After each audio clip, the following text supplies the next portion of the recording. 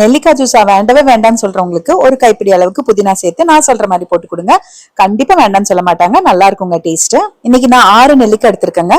Cut பண்ணியோ இல்ல துருவியோ mixie ஜார்ல சேர்த்துக்கோங்க. இது கூட நல்ல ஒரு கைப்பிடி நிறைச்சு புதினா அதுவும் சேர்த்திருக்கேன். உங்களுக்கு புதினா டேஸ்ட் பிடிக்கும்னா இன்னும் கூட கொஞ்சம் சேர்த்துக்கோங்க. சளி பிடிக்காம இருக்கிறதுக்கு ஒரு 15 மிளகு எடுத்திருக்கேன்.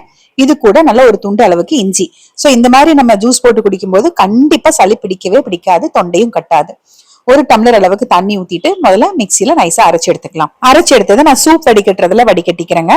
எப்பவுமே நெல்லிக்காய் ஜூஸ் பொறுத்த வரைக்கும் தண்ணி நிறைய சேர்க்கணுங்க. ஆனா அரைக்கும் போது தண்ணி நிறைய சேர்த்தோம்னா உங்களுக்கு அரைப்படாது சீக்கிரம். அதனால அளவா தண்ணி சேர்த்துட்டு வடிகட்டும் போது இல்ல மிக்சியில கொஞ்சம் தண்ணி ஊத்தி கலந்து ஊத்தும் போது கொஞ்சம் அதிகமா தண்ணி சேர்த்துக்கலாங்க.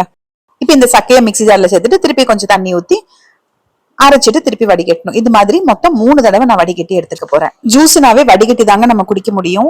இது அப்படியே சக்கையோட குடிக்கிறதுக்கும் நல்லா இருக்காது. உங்களுக்கு அப்படியே குடிக்க பிடிக்கும்னா குடிச்சுக்கோங்க. அதே மாதிரி ஜூஸ் ரெசிபிக்கு இதோட பெனிஃபிட்ஸ் என்னன்னு கேக்குறீங்க. இதோட பெனிஃபிட்ஸ் நான் சொல்லணும்னு அவசியம் இல்லைங்க. நிறைய விதமா நமக்கு இன்ஃபர்மேஷன்ஸ் கிடைக்குதுங்க. அதுல நம்ம எல்லாருமே பார்த்து தெரிஞ்சுக்கிறோம். நானும் திரும்ப அதையே சொல்லும் போது ரொம்ப போர் அடிக்கும் தான் நான் சொல்றது இல்லைங்க. நல்லா அரை மூடி லெமன் முழுவதுமா பிழிஞ்சு விட்டுக்கலாம். எப்பவுமே மிளகு இஞ்சி லெமன் காம்பினேஷன் சளி பிடிக்காம இருக்கிறதுக்கு ரொம்பவே உதவுங்க. இனிப்புக்கு நான் இன்னைக்கு வெள்ளை சக்கரை தான் சேர்த்திருக்கேன். நீங்க கரும்பு சக்கரை சேர்த்திக்கலாம். இல்ல உப்பு டேஸ்ட்ல குடிக்கிறதா இருந்தா 1/2 ஸ்பூன் உப்பு சேர்த்திக்கோங்க. நான் சக்கரை சேர்த்திருக்கேன். கூட ஒரு 2 சிட்டிகை அளவுக்கு உப்பும் சேர்த்து கலந்துக்கிறேன். நீங்க இனிப்புக்கு தேன் கூட கலந்துக்கலாம். நாட்டு சக்கரை வெல்லம் எது வேணா கலந்துக்கலாங்க. சோ இந்த அளவு ஜூஸ் பாத்தீங்கன்னா இந்த டம்ளர்ல 3 டம்ளர் அளவுக்கு ஜூஸ் கிடைச்சதுங்க எனக்கு. ட்ரை பண்ணுங்க, கமெண்ட் பண்ணுங்க.